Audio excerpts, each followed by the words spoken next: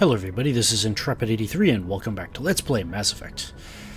You know what, viewers? We just came back from a rather grueling mission. A lot of people died. A millennia-old matriarch has passed away. Fortunately, Saren's influence over her forced our hand in stopping her. Liara lost her mother.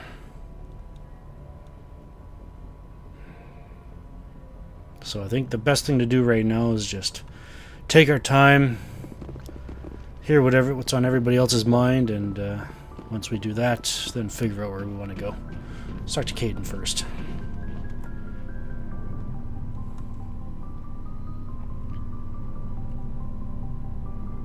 Anything you need, Commander? Just trying to get a sense of where the crew's at.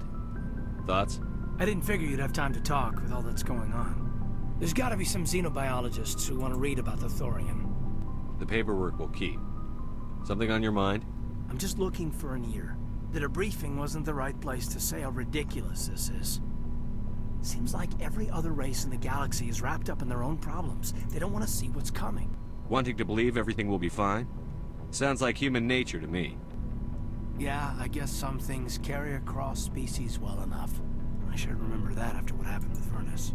Don't tell me you and Vernus hugged on graduation day. Before I met Vernus, I knew as much as any other civilian. Aliens were weird, superior, and tried to tell us what to do.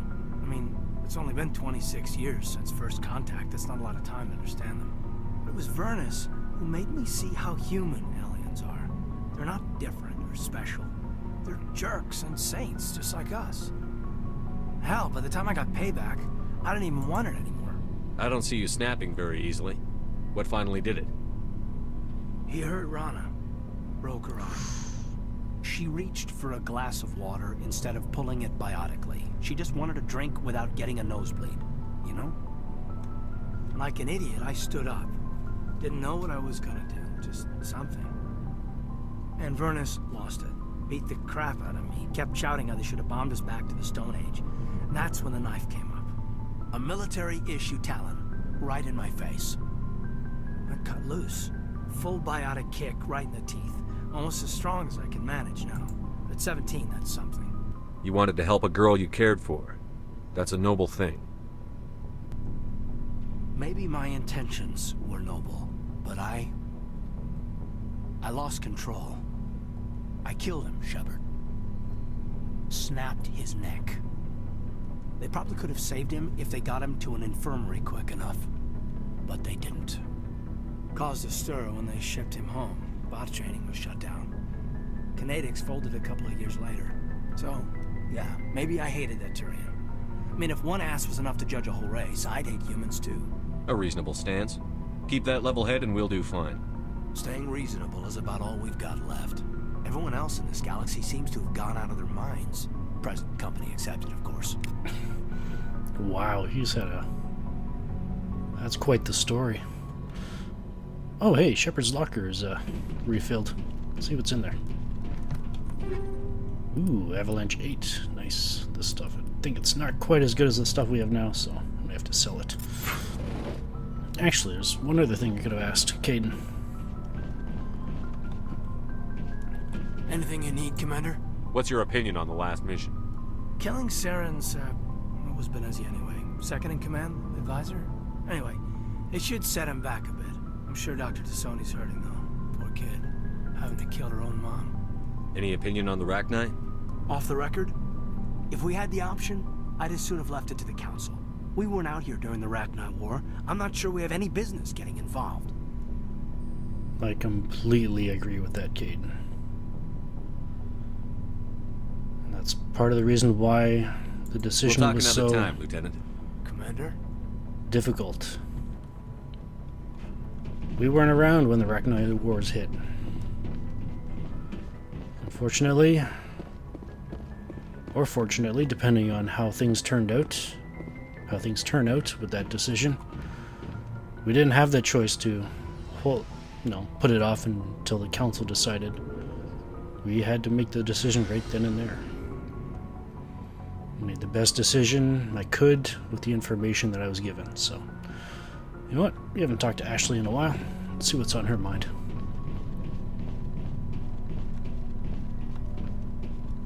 There's a reason for everything that happened, Shepard, even if you don't understand it at the time. Your assignment to Elysium, it put you in the right place at the right time. Your character made you rise to the occasion. And that got you here, commanding the finest tin can in the Alliance fleet. This is exactly where the galaxy needs you to be. No pressure. It's good to know where I stand with the galaxy. Where do I stand with you? About a meter away, maybe 1.2 meters. Sorry, I'll be serious. I need time to think. We've been focused on the mission. When we're done, it'll be different, I swear. I hope you can wait. There's some old saw about waiting and good things, isn't there? You are totally shameless. You need your own line of greeting cards. I'll warn you, though. I'm a Hellcat off the battlefield, too. Sleep tight, Shepard. Oh, I love her sense of humor. Anyways, actually, I think we've got a couple armors here we can take a look at here. Yeah, I got Turian and Krogan. Nope, not as good as what he's got. What about Garrus? Turian, almost as good as what he's got, but not quite. Alright. Alright, let's see what's on Rex's mind. Never a dull moment with you, Shepard. You ever go on any missions like ours before? Saving the galaxy from certain destruction? No. But I've had my share of adventures. Do you remember any that stick out? A few. I remember one time I was hired by a Volus diplomat. What an ass. What did he want you to do? He wanted me to erase his past. Get rid of an old friend who knew too much. Huh. His old friend turned out to be an Asari commando. I can see why that might give you pause. What? No. Alina and I were old friends. Sort of. We met when we were both contracted to kill the same Turian. Neither of us wanted the other one to get him first. We spent more time fighting each other than tracking that Turian. Which one of you made it first? It was a tie. I brought back his head. She got the rest of him. As far as I know, we both got paid. Anyway, when I told Alina about the diplomat's contract, she and I had a good laugh about it. So what did you do? Well, I was going to lose the contract, but I respected Alina. In the end, I let her pick the location where we'd fight. She chose some old Solarian space station overrun with mercs and smugglers. That way we didn't have to worry about hurting any innocent bystanders. She always was a bit of a softie. What happened on the station? What didn't happen? For 2 days I chased her through that station, used my entire store of ammunition, had to kill a bunch of mercs and use their crap weapons. By the 3rd day, the station was barely holding together. The mercs were dead or gone, life support was failing, but I had her. She'd locked herself in the med labs. She was trying to patch herself up. Damn tough, that one. Then just when I thought I had her, the station's core went critical. Barely made it back to my ship in time. I assume the Asari Commando didn't make it? I watched the station from a distance. I never saw her leave. And when that place blew, there was nothing left larger than a Turian's right nut. So I headed back to the diplomat to give him the good news and collect my pay.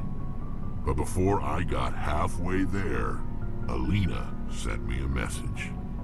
Better luck next time. Now, I'm not superstitious, but if someone can survive that, well, they deserve to live. At least for a bit longer. What about the diplomat? He wanted her dead. I told him the truth. Alina was still alive and she was really pissed. I told him if he wanted to live, he'd need me around to protect him. And he believed you. He kept me on as his personal guard until he died. Natural causes. Easiest job I've ever had. A little boring, but credits are credits. So long, Rex. Shepard. He's got some good stories. Alright, let's go. Let's go talk to Tally, see what she's up to.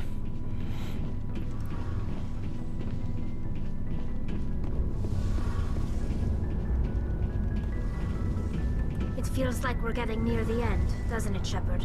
With Saren, I mean. I hope so. It won't be much longer. One way or another, it'll all be over soon. You'll find the conduit before he does. I know you will. You have to. And after this is all over, when my pilgrimage ends and I go back to my own people, I'll be proud to say I was a part of it. We couldn't have done this without you, Telly. You've been good to me. A lot of people treat Quarians like second-class citizens. They just want us to go back to our fleet and disappear. But you've treated me just like everyone else on your crew. Like an equal.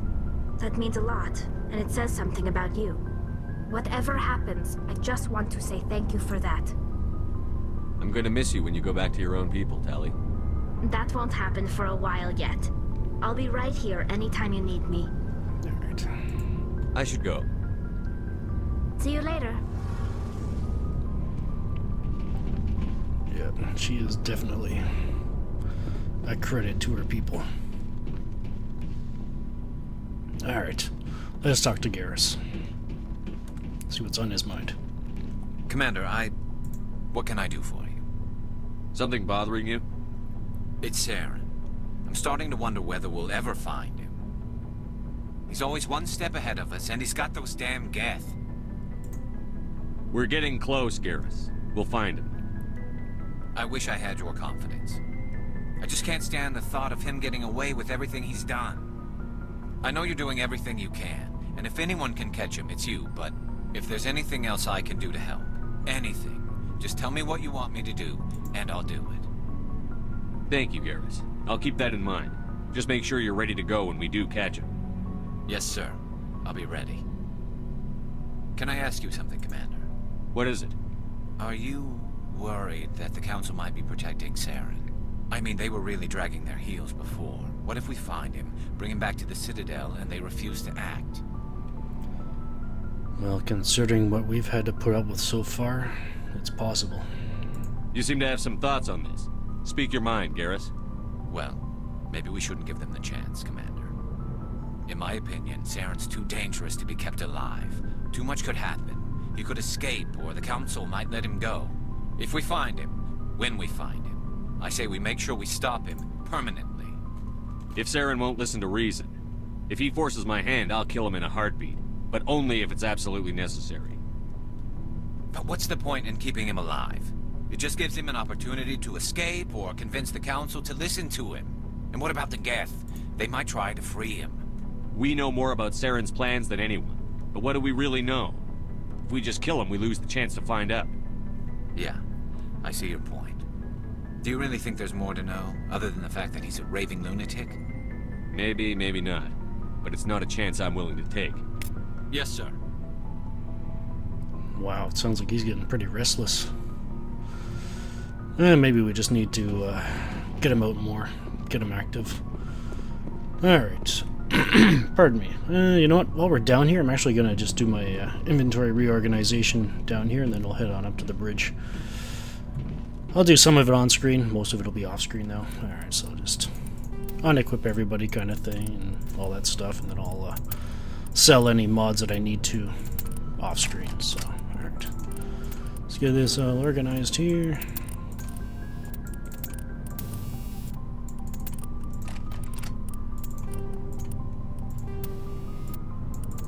Right side, it looks like we didn't get too many weapons the entire time we were at, or at least the time between we met Potosi and now, so shouldn't be too much of a reorganization that needs to be done.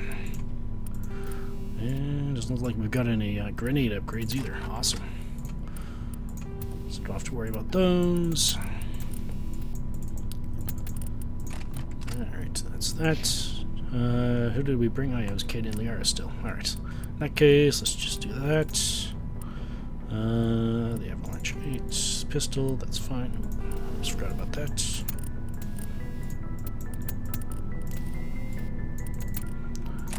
Yeah, this looks pretty straightforward there.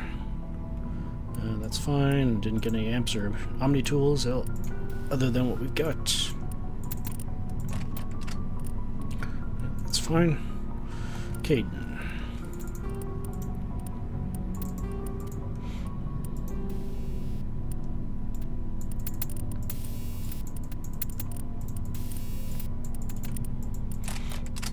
That's fine. I suppose I should re-equip that razor on Shepard.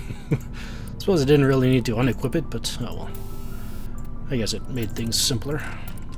Alright, that's that. Let's make sure Shepard's equipped with everything that... yeah, it's the breaker. Avalanche, razor, Punisher, and we're good to go. Alright. Alright, I'll sell everything off and I'll be right back. Alright, well done. And let's get the inventory back to where it needs to be. Fresh and ready to go. Yeesh, my money's getting up there. Gladiator was hers.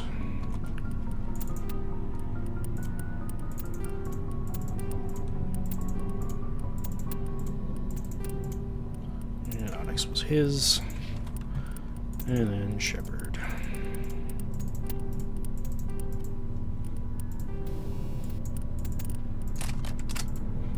Alright. Alright. Let's head on up to the bridge.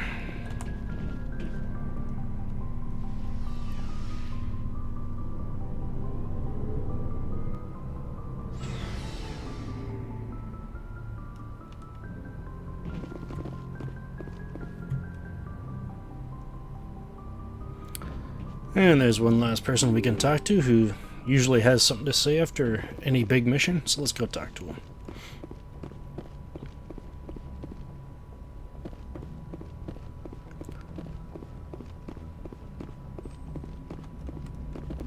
Boy, am I glad to be off of Novaria.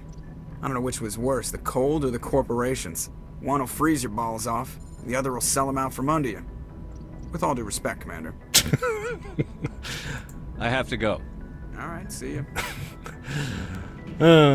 Count on Joker to lighten the mood. All right. That was a nice little break there. So, I guess we're ready to continue on. Still one more thing we need to check, at least one more thing anyway, to check out from Novaria, if it doesn't lead into anything else. And that is this Doctor at Risk thing we found out about, so I guess we'll have to take care of that and see what it's all about next time. This is Intrepid83 signing off. Thank you for watching, and have a good one. And it looks like I forgot to do something. One last thing you can do here is listen to that Hanar Codex we picked up on Novaria as well, just to finish off the episode here. In the early 21, the Hanar are a citadel species known for excessive politeness. They speak with scrupulous precision and take offense at improper language. Hanar that expect to deal with other species take special courses to help them unlearn their tendency to take offense at improper speech. All Hanar have two names. The face name is known to the world. The soul name is kept for use among close friends and relations. Hanar never refer to themselves in the first person in conversation with someone they know on a face name basis. To do so is considered egotistical, so instead they refer to themselves as this one, or the impersonal it. Their homeworld, Kaje, has 90% ocean cover and orbits an energetic white star, resulting in a permanent blanket of cloud. Due to the presence of Prothean ruins on the world, many Hanar worship them, and Hanar myths often speak of an elder race that civilized them by teaching them language. Cool. Wonder what that elder race would be. Anyways. Alright, so that's it.